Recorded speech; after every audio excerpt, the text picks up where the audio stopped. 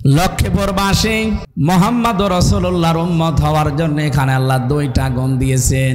কেউ যদি কিয়ামতের দিন নবীর সুপারিশ পেতে চায়, ইয়াউমাইদিন সেই দিন লা তানফাউ নাফা ইয়ানফাউ মানে উপকার পাওয়া, এটা মোজারে বর্তমান ভবিষ্যৎ প্রেজেন্ট ফিউচার। কিয়ামতের দিন আমার জন্য আপনার জন্য নবী যদি সুপারিশ করে জান্নাতে পাঠাতে চান, ইল্লা মান আযিনা লাহুর রহমান, এক নম্বরে আমার অনুমতি থাকা লাগবে। আল্লাহ বলবেন যে যা তোরে অনুমতি দিলাম। 2 নম্বরে ওয়ারাদিয়াল্লাহু কাওলা, আমি যে কথাবার্তারা বলি এ কথার উপরও আল্লাহর রাজি থাকা লাগবে। লক্ষ্মীপুরবাসী একটু খেয়াল করেন তো, আমি যে কথা বলি আমার এই কথার উপরে আল্লাহ রাজি আছে। আমি যে জীবন তৈরি করেছি আমার প্র্যাকটিক্যাল লাইফের উপরে আল্লাহ রাজি আছে। এই 2টা শর্ত যারা মেনে চলতে পারবে কিয়ামতে তারা নবীর সুপারিশ পাবে। এখন আপনি ভাবেন আপনি এ পর্যন্ত যোগ্যতায় এসেছেন কিনা। আমি আকিজ গ্রুপের খতিব, বাংলাদেশে একটা নাম করা গ্রুপ, আকিজ গ্রুপের নাম শোনেন। এখন ওনার কাছে যেহেতু মালিকের সাথে থাকি, এজন্য অনেকে বলে আমার একটু সুপারিশ করে দিন যেন চাকরিটা হয়ে যায়, কারণ ওদের তো লক্ষ লক্ষ শ্রমিক। মালিক আমাকে নিজের ছোট ভাইয়ের মতো মনে করে। আমি যদি এই লোকটার জন্য সুপারিশ করে বলি যে স্যার একে নিয়ে নেন, এখন ওরে সার্কুলার দেওয়ার সময় দিয়েছে যে BA পাস লাগবে, ও ম্যাট্রিক ফেল। আমি না, আমার বাবা সুপারিশ করলেও নেবে, উনি নেবে BA পাস, আরো 4 বছর 5 বছরের অভিজ্ঞতা লাগবে ওই বিষয়ে। অত অভিজ্ঞতাই নেই, আবার ম্যাট্রিক ফেল করে বলছে এই আমার সার্টিফিকেট নেন। এখন কিয়ামতে নবী যদি আপনার জন্য আল্লাহর সামনে দাঁড়ায় যে এই লোকটাকে মাফ করা লাগবে, তে আপনার তো ওই মানদণ্ডে যাওয়া লাগবে। আপনি নবীর উম্মত হওয়ার জন্য কি জীবন গঠন করলেন। ফামা বাকাত আলাইহিমুস সামাউ ওয়াল আরদু ওয়া মা কানু মুনজারিন। রব্বুল আলামিন বলেন এমনও মানুষ দুনিয়া থেকে বিদায় নেয়, ওর জন্য আকাশেও কেউ কাঁদে না, জমিনেও কেউ কাঁদে না, ইন্না লিল্লাহ পড়ে না। আমি দেখেছি এই দেশ থেকে বহু মানুষ এখন বিদায় নিচ্ছে, তাদের জন্যে আকাশ জমিন কাঁদা দূরের কথা, ইন্না লিল্লাহ কেউ পড়ছে না, খালি লেখছে আলহামদুলিল্লাহ। সাবেক অ্যাটর্নি জেনারেল মাহবুবে আলম, নাম শোনেননি? কোথায় বাড়ি, কোথায়? বংশীগঞ্জে।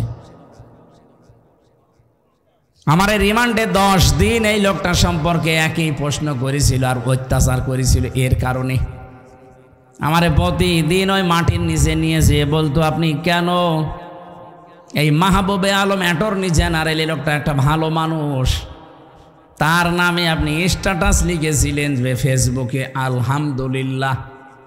আমি বললাম আমি তো স্ট্যাটাস লিখতে পারি না, আর আমি লিখিও নাই, আমি শুধু লাইক দিয়েছিলাম। তাই তো লাইক দিলেন কেন? তার মানে প্রমাণ করলেন যে আপনি এর পক্ষে। হ্যাঁ, আমি তো পক্ষে। কেন? এই লোকটা দেশের এত উপকার করছে, আমি কিসের উপকার করো? তো 12টা বাজিয়েছে।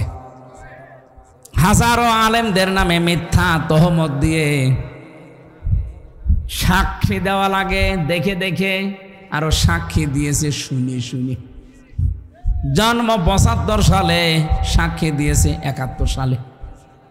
কথা বলে না কেন?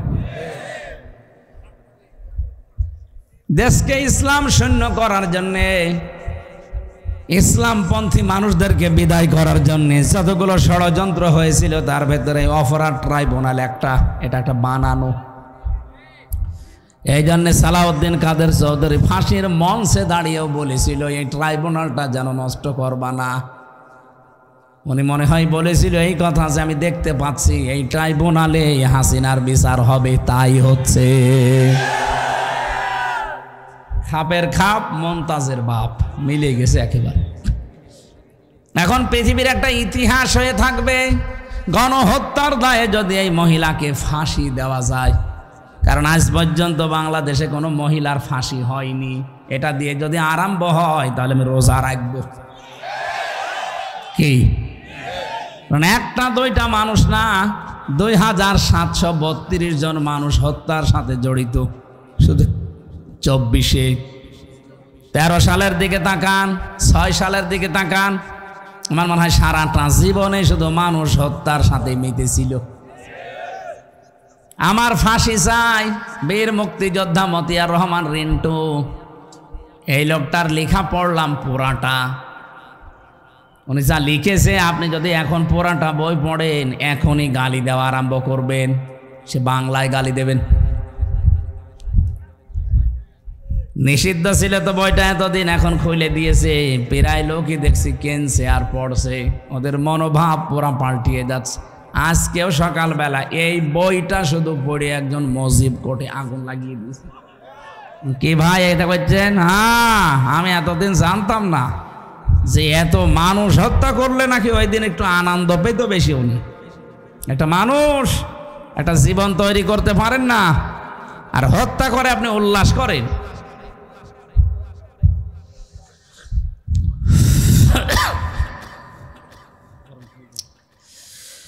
আমার ভাইরা, বাস্তবতায় এইটা, আমি যদি সত্যিই সুপারিশের যোগ্য হয়ে না থাকি, নবীজি না তামাম পৃথিবীর সব কিছু আমার জন্য বলল, মালিক আমাকে নেবে না। এই জন্য আমি এখন থেকেই ভাবি আসলে আমি সুপারিশের যোগ্যতা অর্জন করেছি কিনা। একা একা যখন থাকি মাঝে মাঝে চিন্তা আসে, আল্লাহ তুমি যদি বলো হামজা 2024 সালের নভেম্বর মাসের 30 তারিখ পর্যন্ত তোরে মাফ করে দিলাম, যা শুধু ডিসেম্বরের 1 থেকে 30 দিনের হিসাব দিয়ে তুই জান্নাতে চলে যা। আমার যা কাজ কারবারে 30 দিনের হিসাব দেওয়া আমার দ্বারা সম্ভব না। আপনারা পারবেন না? আপনারা পারবেন? কত কঠিন শর্ত লাগিয়েছে কোরআন সূরা তাহা, এটা 16 নম্বর পারা 18 নম্বর পৃষ্ঠার 10 নম্বর লাইনের 109 নম্বর আয়াতে আছে। তাফসিরে ফি জিলালিল কোরআন সাজ্জাদ কুতুব লিখেছেন, ইল্লা মান আযিনা লাহুর রহমান আর রাদিয়া লাহু কাওলা। আমার তো মনে হয় মানুষের জীবন পরিবর্তনের জন্য পুরা কোরআন লাগবে না, এই দুইটা শব্দ যথেষ্ট, যদি বুঝে পড়তে পারে। কি সূক্ষ্ম শব্দ আল্লাহ দিয়েছেন দেখেন। আপনার জন্য এজেন্ট দেওয়া লাগবে, অনুমতি দেওয়া লাগবে। আমি যদি ভাইয়ের জন্য আকিসের মালিককে কিছু বলি, উনি তো আমাকে আগেই অনুমতি দিয়ে রাখবে যে আপনাকে আমি বললাম এরকম কোনো মানুষ পেলে আপনি দেবেন। তো সেই যোগ্যতায় তো উনি পৌঁছাতেই পারেননি। উনি নেবে বিএ পাশে ম্যাট্রিক ফেল হবে। 2 নম্বরে রাদিয়াল্লাহু কাওলা, এটা আরো গুরুত্বপূর্ণ। নবী আপনি যার জন্য সুপারিশ করবেন আমার কাছে, ওই লোকটার কথাবার্তারা যা বলে দুনিয়ায় তার উপরও আমার রাজি থাকা লাগবে। এমনও তো এই দেশ থেকে বিদায় নিয়ে চলে গেল, এখন পালিয়েছে, হয়তো 100টা কথা বলতো, 99টা মিথ্যা কথা। বিশেষ করে হাসাও মাহমুদ, ওর জীবনে কোনো সত্য কথা আছে বলে আমার মনে হয় না। 2 নম্বরে কাওয়া কাকু, কথা বলছে না কেন?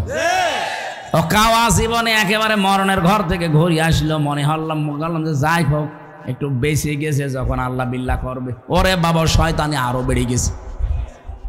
কথা বললেই শুধু মিথ্যা কথা বলে আর মানিয়ে বলে আন্দাজে। মাসুদ তুমি ভালো হয়ে যাও, তো ভালো হয়ে করবে কি? ওকে ভালো হতে দিয়েছেন আপনি? যেটা আমি দেখতে পেয়েছি, জেলখানায় না গেলে আমি অনেক কিছু জানতাম না। এদেশে 1628টা চেয়ার ছিল। কয়টা? 1628টা, মানে এই চেয়ার না, ওই যে ওই সমস্ত চেয়ারগুলো যেগুলোতে দেশ চালানো যায়, এই 1628টা চেয়ার যতদিন পর্যন্ত ভালো না হবে, এদের কথাবার্তারা যখন লাইন মতো না আসবে, ততদিন এই দেশ শান্ত হবে না। এখন যদিও হালকা পাতলা লাইনে আসতেছে, এখনো পুরাটা আসেনি। আমরা চাই এই 1628টা চেয়ারে যাদেরকেই বসাবেন, তাদের চরিত্র যেন হযরতে আবু বকরের মতো হয়। এ দেশটা এমনি দাঁড়িয়ে যাবে। কি করেছিলেন তার জীবন থেকে 2 মিনিট বলি। হযরতে আবু বকর সিদ্দিক, তিনিও রাষ্ট্রের দায়িত্বে ছিলেন। তার স্ত্রী একদিন ডাক দিয়ে বলছে, স্বামী ছেলে পায়েস খেতে চেয়েছে, ঘরে তো ওই রকম কিছু নেই, এক কাজ করেন অর্থমন্ত্রীর দায়িত্বে যিনি আছেন বায়তুল মালে, তাকে বলেন আগামী মাসের বেতন যেন আমাদেরকে দিয়ে দেয় অ্যাডভান্স।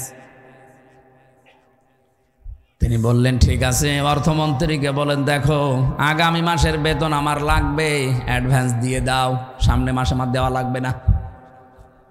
অর্থমন্ত্রী ওই রকম, উনি ডাক দিলেন, খলিফা আপনি যে আগামী মাস পর্যন্ত বাঁচবেন সেটা লিখে দেন, আর আগামী মাস পর্যন্ত জনগণ আপনাকে চেয়ারে বসিয়ে রাখবে ওইটার গ্যারান্টি দেন। আপনাকে যে আমি আন্দাজে আগামী মাসের বেতন দেব, আমি কোন কারণে দেব? এরকম কথা যদি এই ডাইনির সামনে কেউ বলতো, ওর কল্লা থাকতো। কথা বলেন না কেন?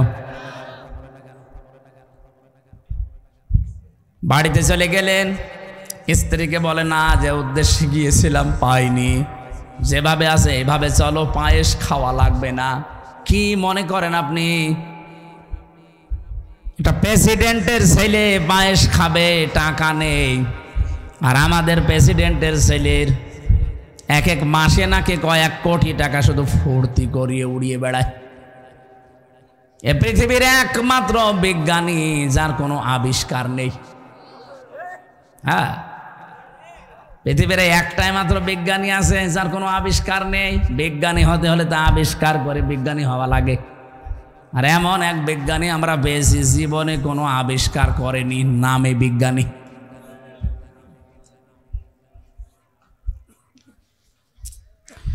লক্ষ্মীপুরবাসী বিএনপি যারা করেন তাদেরকে আমি আহ্বান জানাচ্ছি, আপনার চরিত্র জিয়াউর রহমানের মতো তৈরি করেন। ভাঙ্গা বাক্স একটা প্রেসিডেন্ট, আপনি কোথায় আছেন? কার আদর্শ মেনে আপনি রাজনীতি করেন? আমি তো কিছু বুঝি না। আমার সাথে তো তারেক জিয়া সাহেবের পিএস ছিল 3 বছর আমার পাশে, তার বন্ধ ছিল গিয়াসউদ্দিন মামুন, আজ 14 বছর জেলে।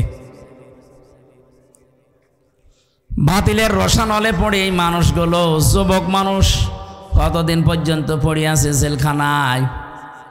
যাদেরকে যে মামলা দিয়েছিল আমি দেখেছিলাম জামিনযোগ্য সব, কিন্তু ওই ডাইনির কারণে আমরা কেউ জামিন পাইনি, খালি লাল দাগ মারা ছিল।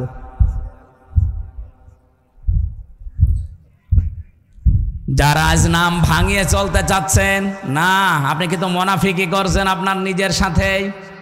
আপনার দলীয় আদর্শ যারে মানেন তার সাথে আপনি মুনাফিকি করছেন।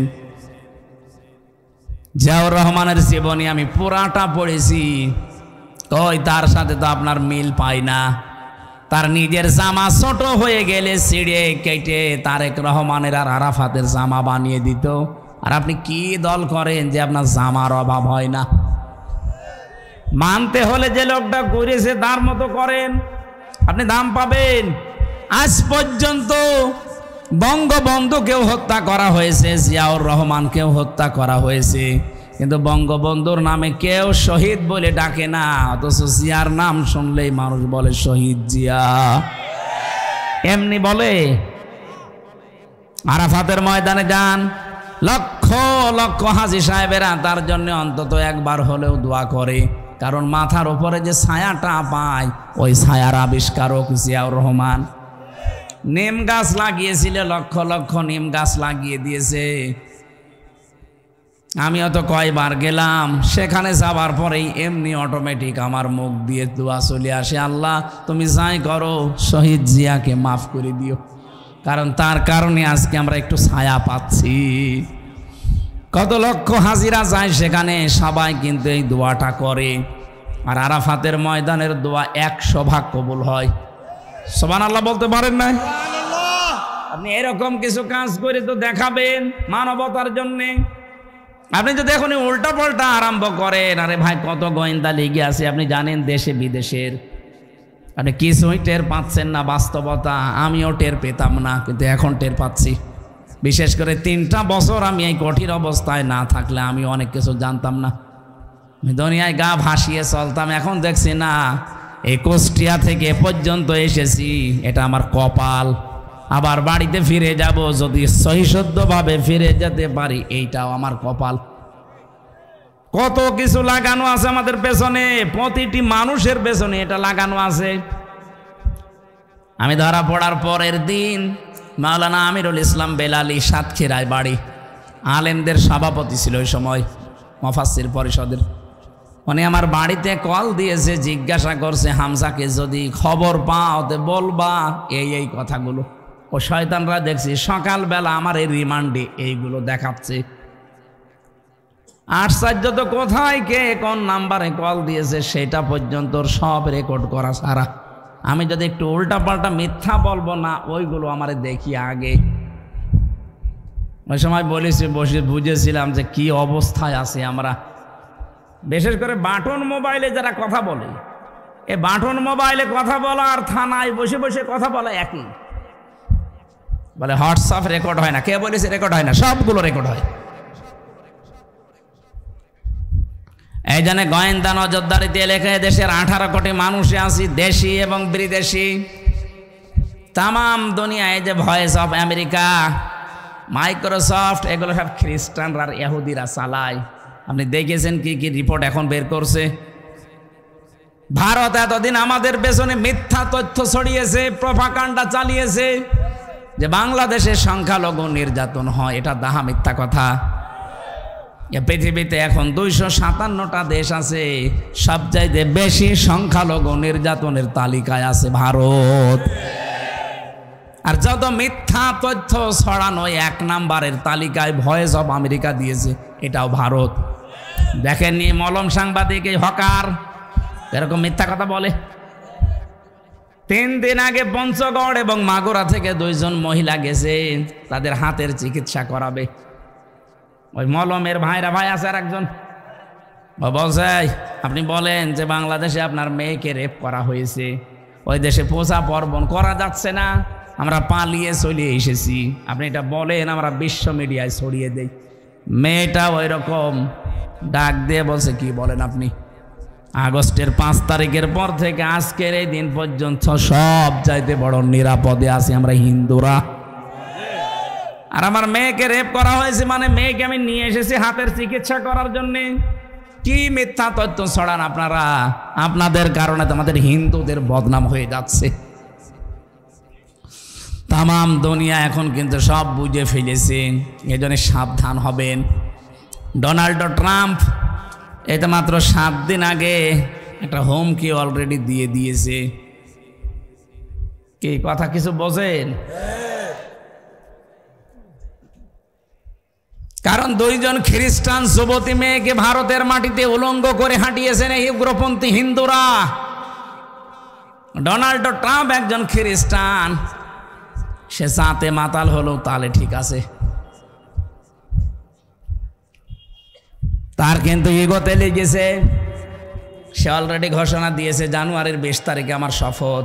শপথটা নেওয়ার পরে দেখেন আমার মেয়েকে, আমার বোনকে, আমার মাকে যারা উলঙ্গ করে ঘুরিয়েছে রাস্তায় বিশ্ব রোডে, আমি তাদেরকে ছাড় দেব না। 16 লাখ ভারতীয় আছে, এগুলো সব ফেরত পাঠাবো। আমার মনে হয় দাদার এখন ধুতি খুলে যাবে। ওরা আমাদের চট্টগ্রাম নিয়ে নেবে, ওর নিজের দেশ এখন দেখ কি হয়। এমনি বর্ডারে আলু আর পেঁয়াজ পয়সে যাচ্ছে, এক কথা বলেন না কেন? তামাম দুনিয়া এখন প্রচার হচ্ছে যে সবচাইতে বেশি মিথ্যা কথা বলে ভারত। নেন ঠেলা সামলান। আপনার চীনের সাথে আপনার মিল নেই, পাকিস্তানের সাথে সাপে নেওয়ালে সম্পর্ক, আফগান আপনাদেরকে দেখতে পারে না, মায়ানমার দেখতে পারে না, এই যে ভুটান দেখতে পারে না, মালদ্বীপ দেখতে পারে না, শ্রীলঙ্কা দেখতে পারে না। বাংলাদেশের সাথে হালকা মিল ছিল কন্যা যতদিন ছিল, কন্যা নেই আর মিল। কন্যা তো চলে গেছে স্বামী স্ত্রীর সম্পর্ক বলে, কিন্তু ওনার সাথে তো কন্যার বিয়ে জায়েজ নেই। কথা বলে না কেন? উনি একজন মুশরিক না, উনি কি মুসলমান? আর ওনার মুসলমানি দেওয়া আছে, মুসলমানি দেওয়া নেই, ওনার সাথে আমরা মেয়ে বিয়ে দেবো কোন কারণে? আর দাদার এখন যা বয়স, এ বয়সে যদি মুসলমানি দিতে চায়, ওই পাকা সওয়ালের মুসলমানি দেবে কোন হাজাম? যে হাজাম মুসলমানি দিতে যাবে আগা কেটে যে গোড়া কেটে বাদ দিয়ে দেবে। ছাতা, ওর বিয়ে করার স্বাদ মিটে যাবে। আপনার চট্টগ্রাম নিয়ে নেবেন। আমিরে জামাত ডক্টর শফিকুর রহমান হাফিজাহুল্লাহ ঘোষণা দিয়েছেন না, এদেশের চট্টগ্রাম না, 1 ইঞ্চি না হাফ ইঞ্চি জমিনের দিকে নিয়ে নেওয়া তো দূরের কথা, যদি কেউ চোখ তুলে তাকায় তার চোখ উপড়িয়ে ফেলা হবে ইনশাআল্লাহ।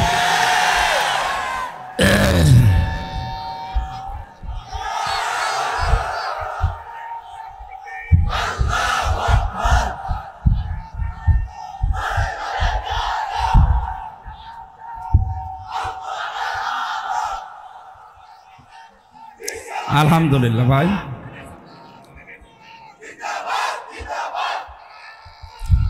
এই কথা বলতে দিন, সময় এমনিতেই চলে যাচ্ছে, কথা বলতে দিন। এটা আর আগস্টের 5 তারিখের আগে নেই, এ দেশ পাল্টিয়ে গেছে। এখন চলছে ডিসেম্বরের 30 তারিখ, কালকে রাতের পরে আমাদের শুরু হবে নতুন বছর।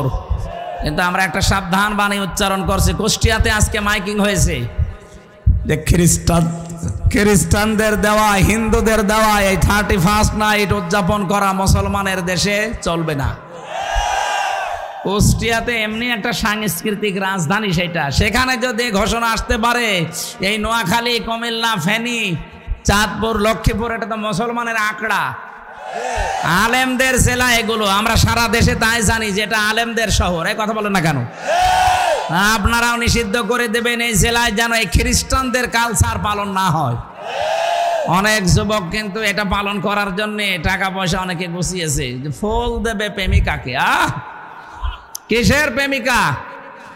বিয়ের আগে প্রেম করা জায়েজ আছে, খালি ফুল দেওয়া জায়েজ আছে। 31st নাইট এটা হিন্দুদের, খ্রিস্টানদের কালচার। আজকে তওবা করেন না, যা করেছিলাম আর সামনে কোনোদিন করব না। এই 4-5 জেলার তো আমার ধারণায় আসে না। আমরা এখান থেকে ইসলাম নিয়ে আমরা পালন করি। সারা বাংলাদেশের 64 জেলা জানে, কুমিল্লা, নোয়াখালী, ফেনী, চাঁদপুর আর লক্ষ্মীপুর, এই 4-5টা জেলা আলেমদের শহর। এখানে ইসলামের চর্চা বেশি হয়। ইসলাম কোন ইসলাম? এটা 31st নাইট পালন করা।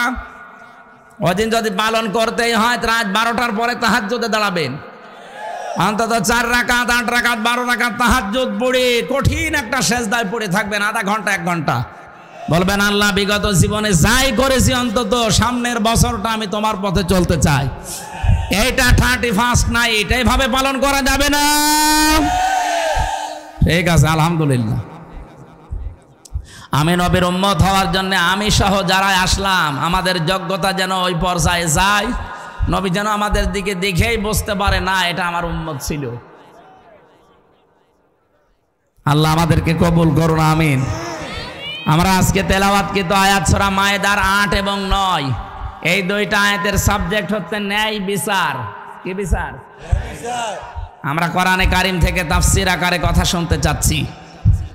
সূরা মায়েদা 120টা আয়াত আছে, 16টা রুকু আছে।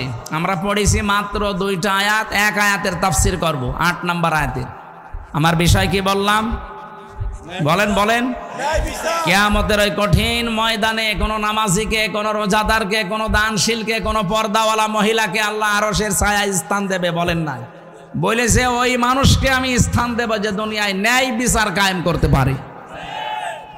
এটা শুধু রাষ্ট্রের বিষয় না, ব্যক্তিগত জীবন থেকে শুরু করে আমরা একেবারে আন্তর্জাতিক জীবন পর্যন্ত পুরা কোরআন দিয়ে মিলাতে চাই।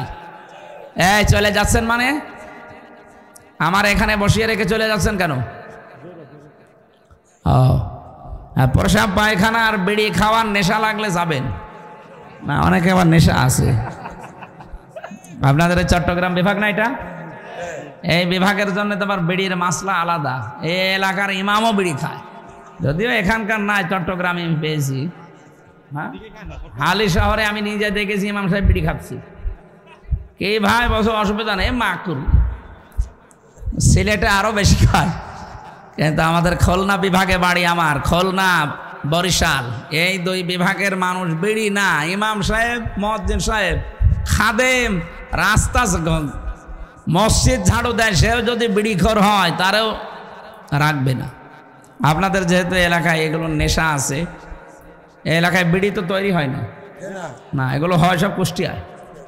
যশোর, কুষ্টিয়া, কুড়িগ্রাম এই সমস্ত জেলায় তৈরি হয়, ওগুলো সব সাপ্লাই দিয়ে আসে। কি দিয়ে বানায় দেখেছেন? তামাক। সবচাইতে বেশি চাষ হয় কুষ্টিয়া, চুয়াডাঙ্গায়। এগুলো সব ফেলে রাখে রোদে, কুকুরে, শ্রীগালে, বিড়ালে প্রসাব করে, পায়খানা করে, রোদে ঝাড়া দিয়ে প্যাকেট করে পাঠিয়ে দেয়। যতই ঝাড়া দিক মাল মশলা কিন্তু লেগে থাকে। এক কথা বলছে না কেন? ওইটা এই করে আপনারা খান, শোক টান যতই দেন, ভেতরের অবস্থা তো ভালো না। বিড়ি খাওয়াটা ছেড়ে দিন ভাই, যদি পারেন ছেড়ে দিন। 22,000 কোটি টাকা, 22,000 কোটি টাকা লস হয়ে যাচ্ছে শুধু আগুনে পুড়ে পুড়ে। আরো 5টা ক্ষতি হয় বিড়ি খেলে। আমি তো বিড়ি খাওয়ার ওয়াজ করছি না, এটা নিষেধ করার জন্য।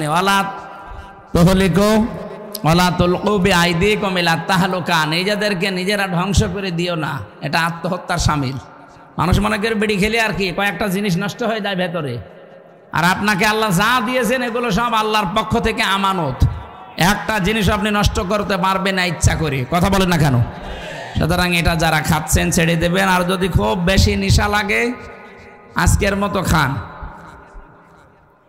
খেয়ে আবার তাড়াতাড়ি চলে আসবেন ইনশা। দেখলেন, ইনশাআল্লাহ বলছে, তার মানে এরা খাবে। এবার আমরা কোরআনে যাচ্ছি। নেন, আল্লাহ রাব্বুল আলামিন বলেন, ইয়া আইয়ুহাল্লাযীনা আমানু, ও হে যারা ঈমানের দাবি করো। ডাক দিয়েছেন আল্লাহ কাদের? আরো জোরে। এখানে আমরা যারা আছি সবাই কি ঈমানদার না বেঈমান? না না, আপনি আন্দাজে বললে হবে। সাহাবী প্রশ্ন করলেন, হে নবী, আমার ভেতরে যে ঈমান আছে আমি টের পাবো কি করে? নবীজি বললেন, ইদা সাররাতকা হাসানাতুকা ওয়া সাআতকা সাজ্জিআতুকা ফাআনতা মুকমিন। যখন তোমার ভালো কাজগুলো তোমাকে আনন্দ দেবে আর অন্যায় কাজগুলো তোমাকে কষ্ট দেবে, ভেতর থেকে একটা বাধা আসবে, প্রতিবন্ধকতা সৃষ্টি হবে, তখন বুঝবে তোমার ঈমান আছে। বাংলার মুসলমানেরা, আমাদের সবার কাছে কি ভালো কাজ ভালো লাগে? বলেন না কেন? অন্যায় কাজ অন্যায় মনে হয়। এই যে মোবাইলের ভেতরে যাদের এমন এমন দৃশ্য আছে, সিনেমা আছে, নভেল, নাটক আছে, যেগুলো নিজে দেখলে আনন্দ পান, অন্য কেউ দেখলে আপনার লজ্জা লাগে, এরকম কোনো দৃশ্য যদি থাকে এই মুহূর্তে ডিলিট করা লাগবে। যাই আছে নিজে দেখলে ভালো লাগে, অন্য কেউ দেখলে আপনার লজ্জা লাগে, শরম লাগে, এইটাই কিন্তু গুনার কাজ। কথা বলেন না কেন? এরকম কোন দৃশ্য নেই মোবাইলে? এখনই ডিলিট করেন, তারপরে ওয়াজ শুরু করছি। নেন, কারা কারা ডিলিট করবেন হাত তোলেন তো, কলেন, হাত তোলেন। হ্যাঁ, দাঁড়িয়েওয়ালা ভাই, দেখি মোবাইল, দেখি কি আছে আপনার। ওই যে আপনার পাশেরটা, কি আছে? কি কিছুই নেই, কিছুই নেই। আলহামদুলিল্লাহ, এলাকা ভালো আছে। তাহলে নবীজির হাদিস অনুযায়ী ঈমান আমাদের আছে কিনা, এটা একটা থার্মোমিটার। যখন ভালো কাজগুলো আপনার ভালো লাগবে, অন্যায় দেখলে আপনার ভেতর থেকে একটা বাধা আসবে, কষ্ট লাগবে, তখন বুঝবেন আপনার ঈমান আছে। কি কথা বলেন না কেন? এই ঈমানদারকে আল্লাহ ডাক দিয়ে জানিয়েছেন, কোন তোমরা হয়ে যাও কাওয়ামিনা লিল্লাহ শুহাদা বিল কিসত। এক নম্বরে তোমরা আল্লাহর জন্যে দাঁড়িয়ে যাও, সত্যের সাক্ষ্য দেওয়ার জন্যে। ন্যায় বিচার কায়েম করা এবং সত্যের সাক্ষ্য, এই দুইটার জন্য তোমরা দাঁড়াও। এ ঘোষণাকার বাংলার ইমানদারেরা, দলমত নির্বিশেষে আজকে আমাদেরকে দাঁড়াতে হবে ন্যায় বিচার কায়েমের জন্যে আর সত্য সাক্ষ্য দেওয়ার জন্যে। আল্লাহ রাব্বুল আলামিন বলেন, ওয়ালা ইয়াজরিমান্নাকুম শানানু কওমিন। পুরা কোরআন শরীফে যত আয়াত আমি তাফসীর পড়েছি, এইটা আমার কাছে সবচাইতে ভয়ের আয়াত। আপনি হয়তো এখনো বোঝেননি আল্লাহর বক্তব্যটা। ওয়ালা ইয়াজরিমান্নাকুম শানানু কওমিন। কোন ব্যক্তি, কোন দল, কোন গোষ্ঠী কোন জাতি তাদের উপরে রাগান্বিত হয়ে তাদের উপরে যেন অবিচার করবা না। হিংসার বশবর্তী হয়ে কোনো ব্যক্তি, কোনো পরিবার, কোনো সমাজ, কোনো দল, কোনো জাতি, কোনো গোষ্ঠী এদের উপরে হিংসার বশবর্তী হয়ে রাগ করে কোনো অবিচার চাপিয়ে দিবা না। এ ঘোষণা কার? অথচ আমি আমার মনে হয় এই 54 বছরে এইটাই দেখতে পাচ্ছি। একটা লোকের উপরে রাগ আছে, রাগ তুলতে গিয়ে ন্যায় বিচার না অবিচারের একেবারে সর্বশেষ জায়গায় পৌঁছিয়ে যাচ্ছে। এই আয়াতটা কিয়ামতে অনেকের বিরুদ্ধে দাঁড়াবে আমার মনে হয়। বিশেষ করে যে মহিলা নিজের রাগকে কন্ট্রোল করতে না পেরে একটা মানুষের উপরে, একটা ব্যক্তির উপরে, একটা দলের উপরে রাগ করে তাদেরকে শেষ করে দেওয়ার জন্য অবিচারের একেবারে শেষ পর্যায়ে চলে গেছে। আরে ভাই, আমার নামে যদি কেউ রাজাকারের মামলা দেয়, এটা শয়তানও বিশ্বাস করবে? ওসি আমারে ডাক দিয়ে বলছে, হুজুর আপনি আসেন না কেন? আমাদের কাছে নির্ভরযোগ্য সূত্রে খবর এসেছে যে আপনি রাজাকার। আমি বললাম যে ভাই আপনি আমারে দেখেছেন কোনোদিন সরাসরি? বলছে না, আমি একটা হিন্দু মানুষ। আপনি একটা হিন্দু মানুষ, আমাকে তো দেখেননি সরাসরি, কোন কারণে এটা বলেন? বলে সকালবেলায় এসেছিল কয়েকজন জব্বার পাগড়ি মাথায় দিয়ে, তারা এসে বলল আপনি নাকি কুষ্টিয়ার চিহ্নিত রাজাকার। বললাম আমার বয়স এখন 33 বছর, আমার 92 সালে জন্ম। আমার বাবা ওই সময় হয়েছে কিনা আল্লাহ ভালো জানে। আমার বাবার মনে হয় এখন 55 বছর হবে। 55 বছরের বাবার বয়স, আমার বয়স 33, আমার মা আরো মনে হয় 4-5 বছরের ছোট হবে আমার বাবার। তাই আমার বাবারই তো ওই সময় বিয়ে হয়নি। কথা বলেন না কেন? আমার বাবার তো অন্তত ওই সময় বিয়ে হলেও আমার মায়ের ওই সময়, আমার বাবার সাথে বিয়ে না হলে আমি কিভাবে হলাম দুনিয়ায়? আপনি কি কারণে এগুলো করছেন আমাকে একটু বলেন তো। আমি নিজে করতে চাইনি, আমাকে দিয়ে করাচ্ছে মাইজ ভান্ডারের কিছু লোক। মানে এবারে বুঝলাম যে হ্যাঁ ওদের আঘাত লেগেছে কোন জায়গায়। তার কিছুদিন আমি সূরা ফুরকানের 68 নাম্বার আয়াতের একটা ব্যাখ্যা বলেছিলাম, ওটা নাকি ওদের বিরুদ্ধে গেছে। ওয়াল্লাযীনা লা ইয়াদউনা মা'আল্লাহি ইলাহান আখার। রাব্বুল আলামিন বলেন সাবধান, আল্লাহকে যারা ডাকো তার সাথে অন্য কাউকে জুড়ে দিবা না। এই কথা বুঝতেছেন? আল্লাহকে যারা ডাকে তার সাথে অন্য কাউকে যারা ডাকবে ইউদাফ লাহুল আযাব, তাদের শাস্তি ডবল হবে। কয়টা? আরো জোরে। অথচ যে কুমিল্লা, ব্রাহ্মণবাড়িয়া, চাঁদপুর এই সমস্ত জেলাতে আমরা দেখি জিকির করে আল্লাহর, কিছুক্ষণ পরে ইয়ালি বাবা, কেল্লা বাবা, ফতে বাবা। এই কথা বলছেন না কেন? আপনি কোথায় পেয়েছেন আল্লাহর সাথে কেল্লা বাবা, ফতে বাবা বলা লাগবে? যারা করে এগুলো, ওই কথাগুলো কোরআন দিয়ে তুলে ধরলে যেহেতু ওদের ব্যবসা বন্ধ হয়ে যায়, মানুষ বোঝে যে তো ভণ্ড। কারণ এই কাজ করলে শাস্তি পাওয়া লাগবে ডবল। নিজেরাও জাহান্নামে যাচ্ছে, আমাদেরকেও সাথে নিয়ে যাচ্ছে। আবার নাম নিয়েছে সুন্নি। কিসের সুন্নি? আপনি বেদাতি।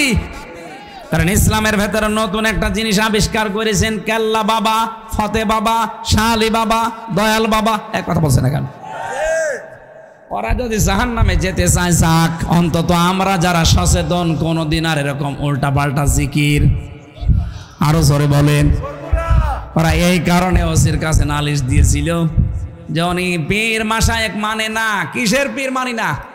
পীর মানে ওস্তাদ, শিক্ষক। তার কাছে আমি কিছু জানার জন্য যাব, তার গা পা টিপা লাগবে, উল্টা পাল্টা জায়গায় হাত দেওয়া লাগবে। কোথায় পেয়েছেন আপনি? অনেকে খেদমত করতে করতে বউ পর্যন্ত দিয়ে আসে, যুবতী মেয়ে দিয়ে আসে।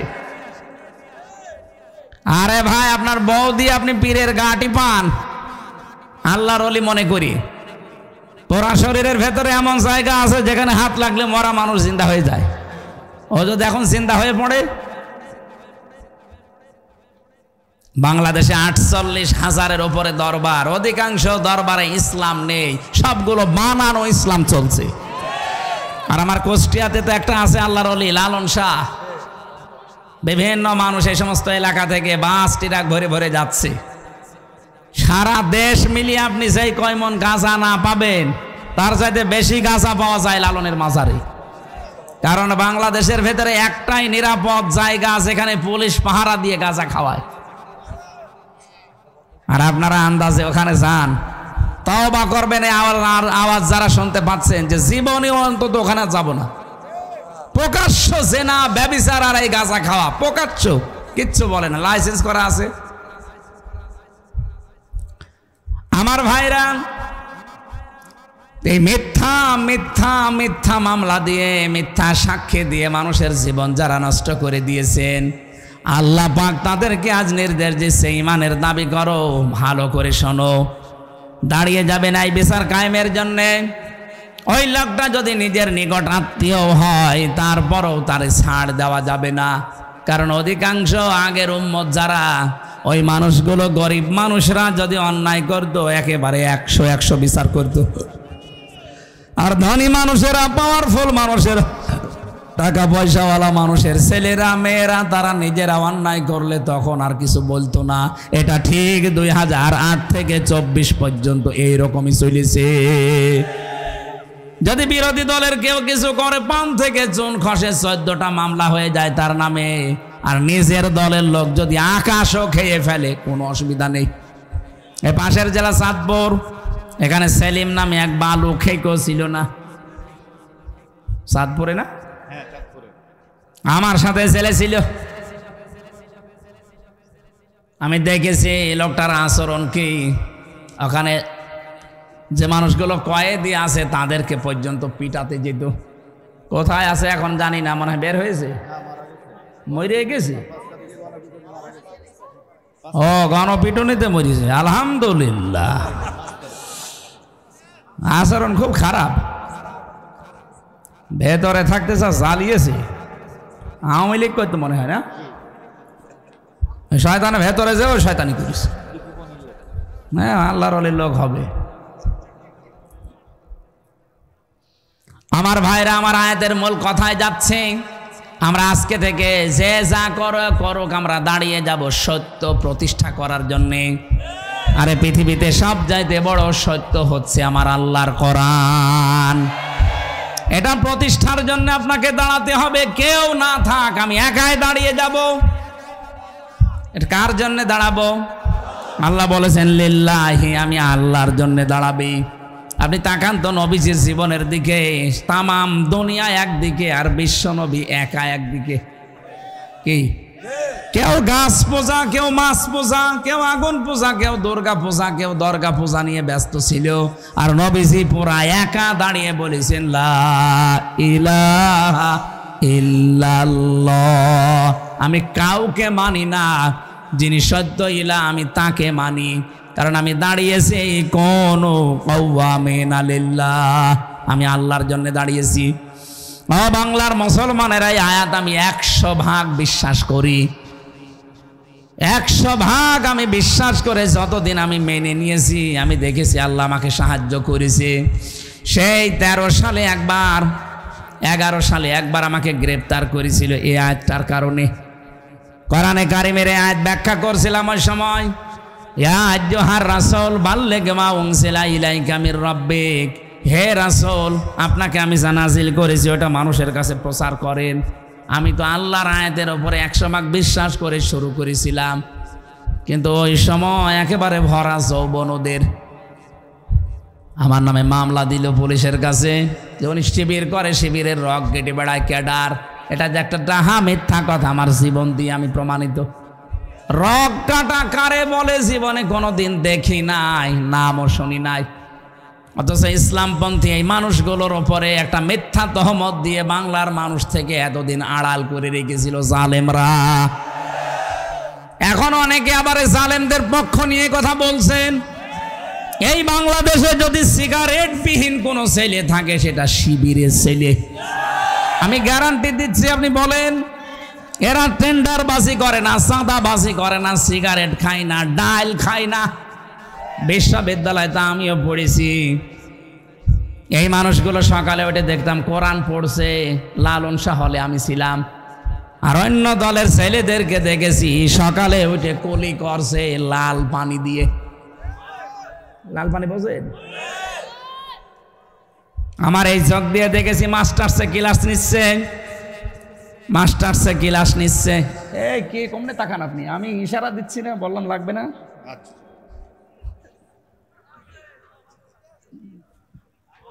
মাস্টার্সে ক্লাস করছিলাম, হঠাৎ শুনতে পেলাম হইচই। কি হয়েছে?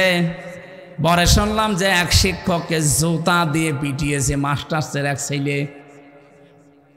স্যার বলছে যে বাবা আমারে ছেড়ে দিয়ে আমি জীবনে আর ক্লাসে আসবো না। বলছে না, বাংলায় উচ্চারণ করলাম না। বলছে শালা তোরি আমি মেরেই ফেলবো। পড়ে কিসে? মাস্টার্সে। আমি এই চোখে এইটাও দেখেছি, শিক্ষক অজু করছে, ছাত্র পায়ে পানি ঢেলে দিচ্ছে। ছাত্র পায়ে পানি ঢেলে পরিষ্কার হয় না, নিজের হাত দিয়ে পরিষ্কার করে দিয়েছে, অথচ বয়স 7 বছর। ওইটার বয়স 26 বছর আর এটার বয়স 7 বছর। ছাত্র তো দুইটাই। একে বলে 3 দিন মাদ্রাসার মক্তবে গেছে, এখনো আলিফ বাতাও পড়া শেষ করতে পারেনি। তার আচরণ দেখেছেন। আর ওটা মাস্টার শেষ করে কালকে ডিসি হবে, এসপি হবে, টিএনও হবে, ওসি হবে। সে শিক্ষককে গালি দিয়ে পিটাচ্ছে। একটাই কারণ, এর ভেতরে কোরআন আছে আর ওর ভেতরে কোরআনের আলো নেই। এটা মানুষ হচ্ছে আর ওটা জানোয়ার অলরেডি হয়ে গেছে। রক কাটার নাম আজ মুসলমানদের, ইসলামপন্থীদের ভেতরে লাগিয়ে দিয়েছে জালেমরা। এই কারণে মানুষ যেন এদের কাছে না আসে। একটা মানুষের রক কেটে দেওয়া, এর মতো মানবতা বিরোধী অপরাধ আছে।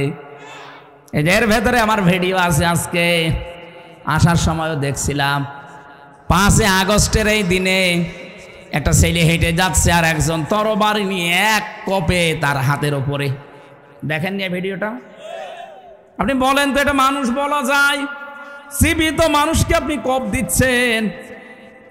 বিশ্বজিৎ হত্যার যে মামলার আসামি প্রধান আমার সাথে জেলখানায় ছিল, আমাদের মাঝে মাঝে এসে কান্নাকাটি করত যে জীবনে ভুল করে ফেলেছি, কি করলাম। একটা হিন্দু ও বারবার আমাকে বলছিল যে ভাই কিসের জামাত, কিসের শিবির, আমি তো মুসলমানই না।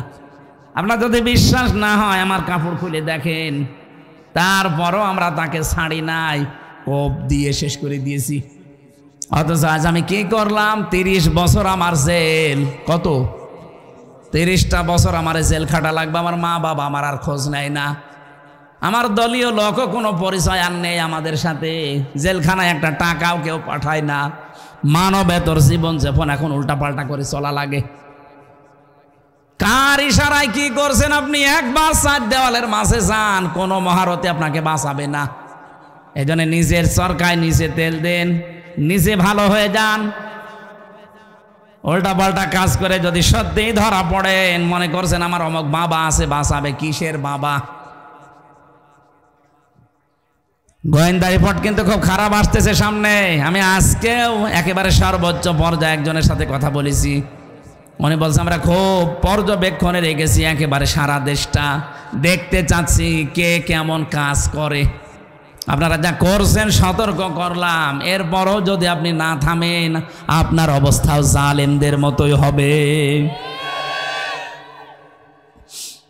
সত্যের সাক্ষ্য দেওয়ার জন্য সারায় দাঁড়িয়ে যায়। পৃথিবীর ইতিহাস বলছে এই মানুষগুলোর শত্রু বেড়ে যায়।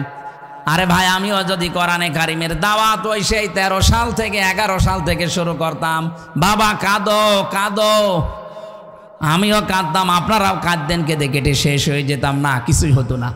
আমি কোরআন যেই দিন বুঝেছি সেদিন দেখেছি আল্লাহু ইয়াসিমুকা মিনান নাস।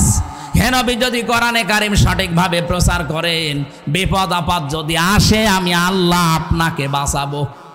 ইয়াসিমু এটা মোসারে, বর্তমান ভবিষ্যৎ, প্রেজেন্ট ফিউচার, শুধু আপনাকে না, কিয়ামত পর্যন্ত। কিয়ামত পর্যন্ত এই আয়াতটা কোরআনে থাকবে, যেহেতু ভবিষ্যৎ আছে এর ভেতরে। কিয়ামত পর্যন্ত আপনার মতো বিশ্বাস নিয়ে যারা কোরআন প্রচার করবে, আল্লাহর জন্য যারা সত্যের সাক্ষ্য দেওয়ার জন্য দাঁড়িয়ে যাবে, আমি আল্লাহ নিজে তাদেরকে বাঁচাবো। আল্লাহ আমারে প্রথম ওই 11 সালেই বাঁচিয়েছেন, নাই তো ওই সময় যে গেড়া কলে ফেলে দিয়েছিল জালেমরা, আমার তো বের হওয়ারই কথা না। অথচ সেই লোকটা ছেলে দিয়েছে। আমি একেবারে এই যে কোরআন সামনে নিয়ে বলছি, তার 2টা মেয়ে তার 3 দিনের ভেতরে পালিয়ে চলে গেছে। সে এখন নিজেও পাগলের মতো।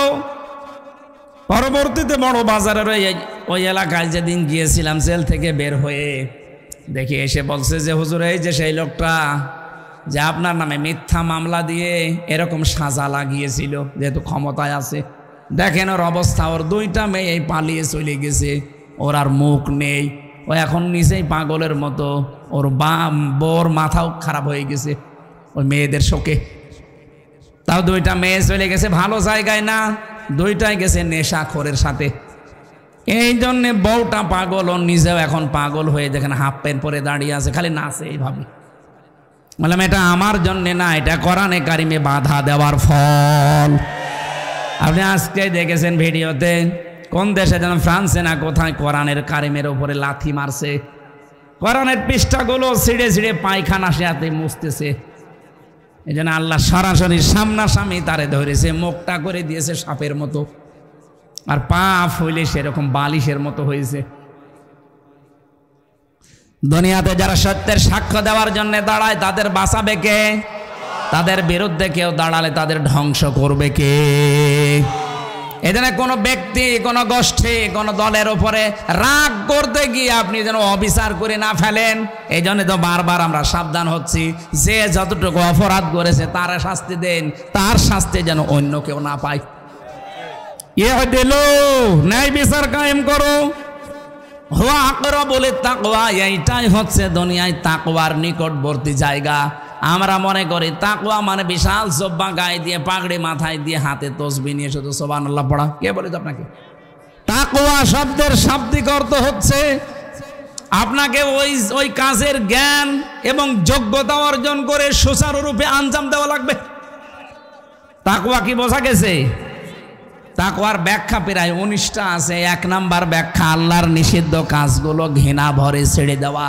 তাকওয়ার 2 নাম্বার ব্যাখ্যা আপনি যেখানে যেই কাজে লাগবেন ওই কাজের শিক্ষা এবং প্রশিক্ষণ নিয়ে ওই কাজটা সুচারুরূপে আঞ্জাম দেওয়ার নাম তাকওয়া।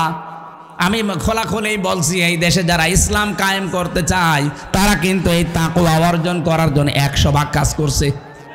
আপনি যে কোনো বিভাগে দেখেন, চিকিৎসা বিভাগ, শিক্ষা বিভাগ, আদালতে, আইনে, প্রশাসনে, যেখানেই দেখবেন শুধু লোক তৈরি করা না, লোককে তৈরি করে শিক্ষা দিয়ে, প্রশিক্ষণ দিয়ে ওই জায়গা যেন দুর্নীতি মুক্ত করা যায়, এভাবে 100 ভাগ কাজ চালিয়ে যাচ্ছে। এটার আরবি নাম তাকওয়া। ন্যায় বিচার যদি কায়েমই না হয় এদেশে তাকওয়া বলে কিছু থাকবে না। কারণ ইউদিলু, ন্যায় বিচার কায়েম করো, হুয়া আকরাবুল তাকওয়া। আকরাবু ইসমে তাফসিল, এইটাই নিকটবর্তী পন্থা তাকওয়ার। আত্তাকুল্লাহ, আল্লাহকে ভয় করো। কেন আল্লাহ আবার পরে আত্তাকুল্লাহ দিলেন? হে বাংলার মুসলমানেরা, এই তাকওয়া শব্দের ব্যাখ্যা যদি বাস্তবে আপনি নিয়ে আসতে না পারেন, আপনার পরবর্তী প্রজন্ম যারা আসবে তারা সত্যি সত্যি বেঈমান হয়ে যাবে। এই আয়াতের ব্যাখ্যায় আমি অনেকগুলো ঘটনা পড়েছি। এই যে আব্দুল কাদের জেলানী রহমতুল্লাহ আলাইহে বলা হয় যে হুজুর দোয়া করেন যেন ছেলে মেয়ে তাদের মতো হয়, এমনি হবে। আব্দুল কাদের জেলানীর মায়ের পেটের দিকে তাকান, তার মা এই যে পেটে তাকে ধারণ করেছিলেন, উনি এসে একদিন বলছে, মা তুমি সত্যি করে বলো তো আমাকে পেটে রাখা অবস্থায় কোনো হারাম কাজ করেছো? বলে কেন? যা পড়ি আমার পড়া মনে থাকে না, আমার মনে হয় আমাকে পেটে রেখে কোনো হারাম কাজে তুমি লিপ্ত ছিলে। মা বলছে, বাবা আমার কোনো রকম কথা মনে নেই, তবে একটা কথা আমার মনে পড়ে, আমার পেটে যখন তোর বয়স 9 মাস তোকে নিয়ে গিয়েছিলাম তোর নানির বাড়িতে বেড়াতে, ওঠানের ওপরে আচার দেওয়া ছিল, শোকাতে রোদে ওইটা তুলে খেয়েছিলাম, অত জানলাম যে ওইটা পাশের বাড়ির একজন রোদে শোকাতে দিয়েছে। ও বাবা আব্দুল কাদের, মানুষের জিনিস পেটে রাখা অবস্থায় না বলে খেয়েছিলাম, এই কারণেই মনে হয় তোর মেধার ওপরে এর প্রভাব পড়েছে, এই জন্যে পড়া মনে থাকে না। ও বাংলার মেয়েরা, তাকওয়া কারে বলে আপনি একটু খেয়াল করেন তো। মানুষের জিনিস না বলে খাওয়ার কারণে যদি ওই প্রভাব সন্তানের মেধার উপরে পড়ে, এ কারণে যদি ছেলে মেয়ের লেখাপড়া মনে না থাকে, আমাদেরকে যারা পেটে নেন কি করেন আপনি? কত কিছু না বলে খেয়ে হজম করে ফেলেন। আপনার পেটে এমনি আসবে আব্দুল কাদের জেলানি। এই জন্য মেয়েরা যারা এসেছেন বিভিন্ন জায়গায় বসে আছেন, আপনাদের পেট ঠিক করবেন। আর আমরা তাকওয়া অবলম্বন আজকে থেকে করব এইভাবে, যেখানে যেই কাজ করব সে কাজটা যত ছোট হোক আর বড় হোক, ওই কাজের শিক্ষা এবং প্রশিক্ষণ নিয়ে ওই কাজটা সুচারুরূপে আঞ্জাম দেওয়ার চেষ্টা চালাবো। আল্লাহ আমাদেরকে তৌফিক দেন আয়াতটা মেনে চলার। ইন্নাল্লাহা খাবীরুম বিমা তা'মালুন। অবশ্যই আমি আল্লাহ খবর রাখি তোমরা যা করো। আল্লাহ যে সব জানে, সব খবর রাখে, এই জন্য তাকে সাক্ষী রেখে সত্যকে প্রতিষ্ঠা করার জন্যে, ন্যায়ের সাক্ষী হওয়ার জন্য প্রত্যেকের জায়গা থেকে চেষ্টা করি। আমিন। আমার জেলখানায় লিখিত নারী এবং পুরুষের উপরে বই লেখা আছে, দাম্পত্য জীবনের সমস্যা এবং তার সমাধান কি হবে। এটা আমার মনে হয় এই স্টেজে আছে বা গাড়িতে আছে, কোন জায়গায় যাওয়ার সময় মেয়ের জন্য নিয়ে যাবেন, বর জন্য নিয়ে যাবেন, পোড়াটা পড়াবেন। সংসারে আমি আশা করি শান্তি আসবে। যেহেতু আজকে আমার 3টা হয়ে গেছে আর এখন ঘুমানোর টাইম, 11:30 বাজে। আজকের মতো বিদায় নিচ্ছি। আমিন, আল্লাহুম্মা আমিন।